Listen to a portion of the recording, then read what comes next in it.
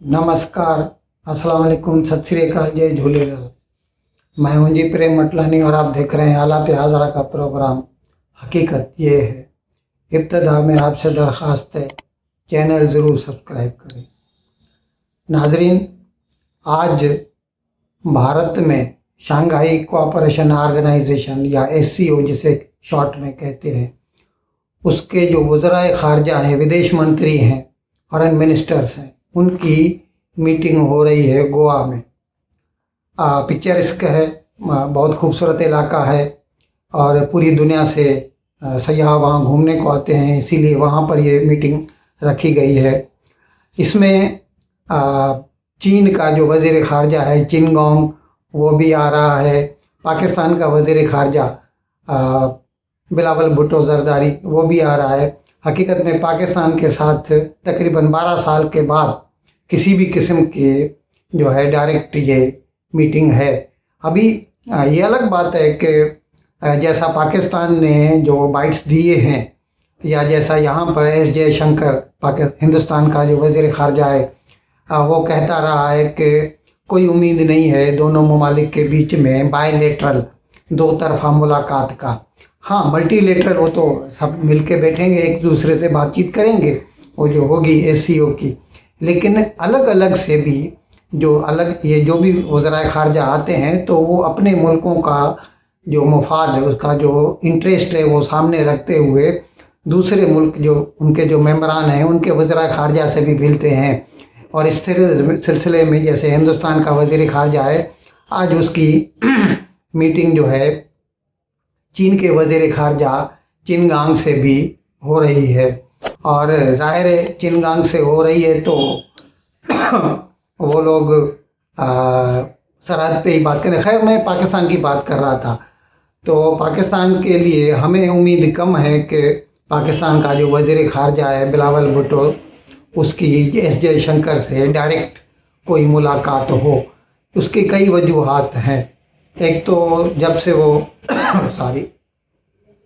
भारत ने 5 अगस्त 2019 को कश्मीर का जो स्टेटस चेंज किया था, आर्टिकल 370 और 35 हटा दिया, उसके बाद में उस वक़्त इमरान खान वज़ीर आज़म था पाकिस्तान का, तो उसने ये कहना शुरू कर दिया कि किसी भी तौर पर हम भारत के साथ किसी भी किस्म का ताल्लुक़ नहीं रखेंगे, न तो हिंदुस्तान के साथ किसी किस्म के टाक्स होंगे, मुज़ाकरात होंगे और न ही तिजारत होगी। बावजूद इसके कि पाकिस्तान उसकी वजह से कितना खसारे में जा रहा है, ये उसका अपना मसला है। खैर, हम बता रहे थे कि पाकिस्तान की जो सरकारी पोजीशन यही है कि जब तक आर्टिकल 370 को रिस्टोर नहीं किया जाता वो हिंदुस्तान के साथ बातचीत नहीं करेगा। इधर भारत वालों की जो है वो उनकी जो व्यू पॉइंट वो यही रहता है कि जब तक पाकिस्तान की तरफ से क्रॉस बॉर्डर टेररिज्म ख़त्म नहीं होता। अभी इस सिलसिले में हम मिसाल दे सकते हैं, अभी तकरीबन 8-10 रोज़ कबल ही राजौरी पूंछ में जो है ना, वो हिंदुस्तानी अफवाज के ऊपर दहशतगर्द जैश मोहम्मद के दहशतगर्दों ने हमला कर दिया था और 5 लोग हलाक और कितने ज़ख्मी हो गए थे। तो इसलिए हिंदुस्तान का ये कहना रहता है कि जब तक क्रॉस बॉर्डर टेररिज्म ख़त्म नहीं होता पाकिस्तान की तरफ से, हम किसी भी किस्म के मुज़ाकरात नहीं करेंगे। पाकिस्तान भी नहीं चाहता, इसीलिए इसकी तो कोई उम्मीद नहीं है। हाँ, बाकी हिंदुस्तान का वज़ीर ख़ारजा S जयशंकर और चीन का वज़ीर ख़ारजा चिनगोंग जो है ना, दोनों आपस में बात करेंगे। अच्छा, यहाँ पर ये बात भी सोचने वाली है कि पाकिस्तान कहता है कि हम हिंदुस्तान के साथ कोई मुज़ाकरात नहीं करेंगे, कोई तिजारती ताल्लुकात नहीं रखेंगे। उधर आप देखिए 2020 से जब से ये ईस्ट लद्दाख में चीन ने जो है वो घुस आया हिंदुस्तानी सरहद में और नाजायज़ फ़ायदा उठाया, सर्दियों में पीछे चले जाते हैं। तो वो जैसे कारगिल में 1999 में पाकिस्तान ने किया था, इसी तरह इसने भी कर दिया 2020 की गर्मियों में। जैसे ही पता चला तो पूरे हिंदुस्तान ने उनको रोकने की कोशिश की और वो 2020 में गलवान में मुकाबला भी हुआ था, कुछ 20 लोग हिंदुस्तान के शहीद हो गए थे। खैर, वो पुरानी बात है। उसके बावजूद उसके बाद जो है हिंदुस्तान की और चीन की तकरीबन आधा लाख फौज दोनों तरफ से आईबाल टू आईबाल सामने खड़े हैं, किसी भी वक्त जंग छिड़ सकती है। और हत्ता के टैंक वगैरह भी वहाँ तक पहुँचा दिए हैं, इतनी बड़ी ऊंचाई पे जो है उसको, जिसे रूफ ऑफ द वर्ल्ड कहा जाता है, वहाँ पर इतनी तैयारी है, आमने सामने खड़े हैं। लेकिन उसके बावजूद हिंदुस्तान ने न तो चीन के साथ बातचीत करना बंद कर दिया है। तकरीबन मेरे ख्याल में जो DGMO, director general military operations, उनकी सतह पर इनके तकरीबन 22 ऐसे जो है नेगोशिएशन हो चुके हैं, दौर हो चुके हैं, और उसके बावजूद अभी तक इस मसले का कोई हल नहीं निकला। और जहाँ तक बिज़नेस का ताल्लुक है तो इस वक्त तकरीबन भारत और चीन का जो है ना $130 बिलियन का बिज़नेस है। इसके बावजूद सब मतलब भले ही फौजें आमने सामने खड़ी हों, हिंदुस्तान ने और चीन ने न तो बिज़नेस बंद किया है और न बातचीत बंद की है। जबकि हमारी इस वक्त कोई सामने कोई लड़ाई वड़ाई कुछ भी नहीं है। कभी कभी कोई स्कर्मिश हो जाती है लाइन ऑफ कंट्रोल पे कश्मीर में, वो एक अलग बात है, नहीं तो कुछ भी नहीं है। उसके बावजूद पाकिस्तान न तो बातचीत करना चाहता है और न तिजारती ताल्लुकात रखना चाहता है। नाज़रीन, इस सिलसिले में ये बात दिलचस्पी से खाली नहीं है कि अमेरिका जो है ना, मैं तो समझता हूँ जॉर्ज बुश सेकंड जो था उसके वक्त से है, 2005 से ये है, उसने भारत को जो है उसको उसके नज़दीक आना शुरू कर दिया। पहले वो एक न्यूक्लियर ट्रीटी किया था जॉर्ज बुश ने, उस वक़्त का हिंदुस्तान का वज़ीर आज़म था मनमोहन सिंह, उसके साथ और मनमोहन सिंह ने भी हिम्मत करके की, क्योंकि उस वक़्त उसकी वजह से जो कम्युनिस्ट थे उसके अलाय थे, उन्होंने सपोर्ट वापस ले लिया था। खैर फिर भी हुकूमत बच गई मनमोहन सिंह की। हम बता रहे थे कि 2005 से अमेरिका ने जो है ना अपनी कोर्टशिप कह सकते हैं आप, दोस्ती यारी इश्क जो है ना हिंदुस्तान के साथ बढ़ाना शुरू कर दिया।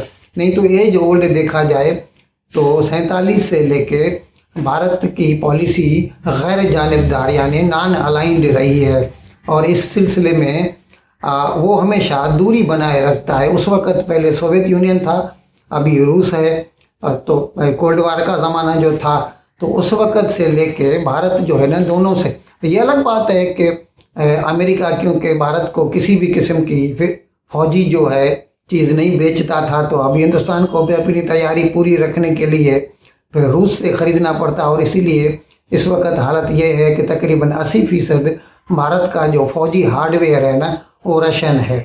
और अभी जब ये यूक्रेन की जंग शुरू हुई पिछले साल से, और रूस के ऊपर पाबंदियाँ आयद कर दी अमेरिका ने और वेस्टर्न कंट्रीज़ ने, तो उसके बाद फिर हिंदुस्तान को भी कहा गया। लेकिन हिंदुस्तान तो सीधी बात है, मेरे पास तो जो भी हार्डवेयर है वो मोस्टली जो है रशियन है। अभी 2-4 साल से उसने डाइवर्स किया है, अमेरिका से लिया है, फ्रांस से लिया है, इजराइल से बहुत कुछ ले रहा है हिंदुस्तान जो है, लेकिन अब भी जो मेजर पोर्शन है ना उसका रूस दे रहा है। और अच्छा, इसमें ख़ास बात ये है कि रूस जो भी चीज़ बेचता है उसकी टेक्नोलॉजी भी ट्रांसफ़र कर देता है हिंदुस्तान को, और वो चीज़ फिर हिंदुस्तान में बननी शुरू हो जाती है। जैसे सुखोई 30 है, जो फाइटर जेट हैं, वो भी उसने टेक्नोलॉजी दे दी है, तो वो उसकी जो असेंबलिंग हिंदुस्तान में होती है। अच्छा, इस तरह जो टैंक देता है उसकी भी इधर जो है फिर मैन्युफैक्चर भी होती है, रिपेयर भी हो सकती है। जबकि पाकिस्तान की ये हालत नहीं है, पाकिस्तान को F-16 अमेरिका ने दिए हैं, तो अभी उसके रिपेयर वो नहीं कर सकता, उसके पास उसके स्पेयर पार्ट्स नहीं है। ये तो अभी 2-3 महीने पहले अमेरिका ने उसको $450 मिलियन दिए उसके रिपेयर के लिए। नहीं तो पाकिस्तान में मोस्टली जो है ना उसका हार्डवेयर वो जो है अमेरिकन है, और अमेरिका जो है ना कभी भी वो टेक्नोलॉजी ट्रांसफ़र नहीं करता। इसीलिए भी भारत जो है ना रूस को या सोवियत यूनियन को इससे पहले ज़्यादा पसंद करता था।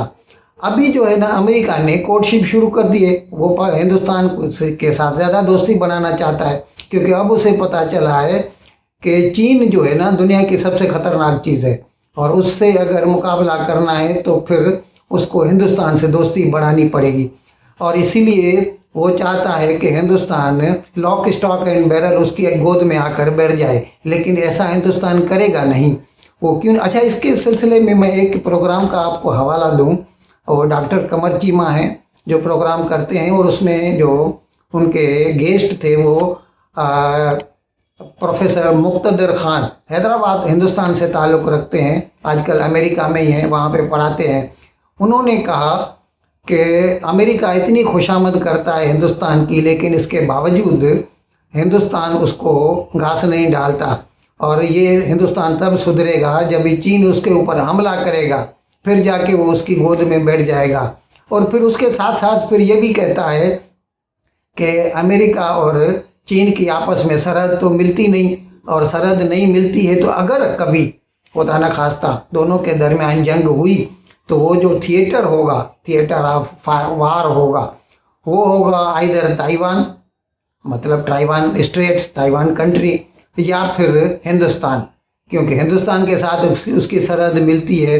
तो इसीलिए हिंदुस्तान जो है वो इसीलिए वो उससे अवॉइड करता है कि भाई अमेरिका की जंग मैं क्यों लड़ूं, बावजूद इसके कि चीन के जो अज़ाइम हैं वो जारहाना है, वो हिंदुस्तान का भला नहीं चाहता, लेकिन हिंदुस्तान फिर भी जो है उससे दुश्मनी नहीं मोल लेना चाहता, और इसीलिए वो यकसा दूरी बनाए हुए है अमेरिका से भी और चीन से भी। अभी देखिए जब से ये यूक्रेन की जंग शुरू हुई है तो हिंदुस्तान जो है ना, भले ही अमेरिका वालों ने कितना भी ज़ोर दिया है, उसने कभी भी रूस के ख़िलाफ़ जो भी करारदादें आई हैं यूएनओ में, कोई भी में भी वो उसने जो है पॉजिटिव वोट नहीं दिया, एब्सेंट रहा है। तो वो भी इसीलिए कि हिंदुस्तान नहीं चाहता कि उसके लिए कोई भी कह दे कि भाई ये रूस का बंदा है या ये चीन अमेरिका का बंदा है। अच्छा, इस सिलसिले में कुछ लोग मिसाल देते हैं कि अभी जो क्वाड है, जो हिंदुस्तान, अमेरिका, ऑस्ट्रेलिया और जापान, 4 मुल्कों का जो है भाई, उसमें वो तो सीधा सीधा चीन के ख़िलाफ़ है, तो उसमें हिंदुस्तान फिर क्यों है भाई साहब? उसमें अभी तक उसमें किसी भी किस्म के जो मिलिट्री अलायंस की कोई बात नहीं हुई है, और जो कुछ है उसमें इकोनॉमिक वेलफेयर के लिए उसमें अभी तक लिए जाते हैं जो भी फैसले। आगे चलकर अगर मिलिट्री की अलायंस की बात हुई तो हिंदुस्तान उस वक्त इसकी जो पोजीशन होगी तो उस वक्त वो सोच कर वो करेगा।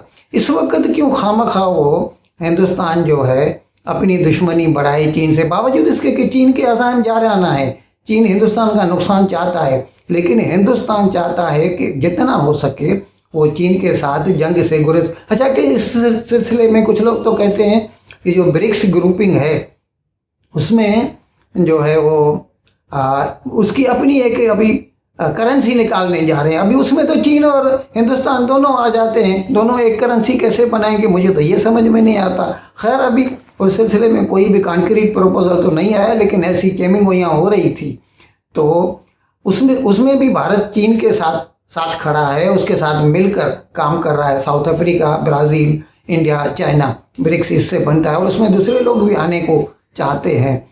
तो मैं ये कह रहा था कि हिंदुस्तान सिर्फ हिंदुस्तान का मुफाद देखता है, हिंदुस्तान का इंटरेस्ट देखता है, उसमें उसके लिए चीन के साथ दुश्मनी से कोई फ़ायदा नहीं, जितना हो सके। हाँ, ये अलग बात है अगर चीन हमला कर देता है तो तंग आमद जंग आमद, फिर तो जंग करनी पड़ेगी अपनी जान बचाने के लिए, ये एक अलग बात है। बाकी ये कहना प्रोफेसर मुक्तदर खान का कि क्योंकि हिंदुस्तान जो है वो जो ओवरचर्स हैं अमेरिका के, उसका जो पॉजिटिव रेस्पॉन्स नहीं देता, तो ये तब समझेगा जब चीन उसके ऊपर हमला करेगा। नहीं साहब, चीन हमला करेगा तो बाद में देखा जाएगा, इस वक्त हमें कोई ज़रूरत नहीं है चीन के साथ दुश्मनी करने की। इन अल्फाज के साथ मैं आज का प्रोग्राम ख़त्म करने की आपसे इजाज़त चाहता हूँ, लेकिन विदाई लेने से पहले एक मरतबा फिर आपसे मेरी दरख्वास्त है कि जिस किसी साहब या साहबा ने अब तक हमारे इस चैनल को सब्सक्राइब नहीं किया, अज़राए करम इसको जल्द से जल्द सब्सक्राइब करें, प्रोग्राम को लाइक करें, शेयर करें और घंटी का बटन दबाना न भूलें। बहुत बहुत शुक्रिया। खुदा हाफिज़।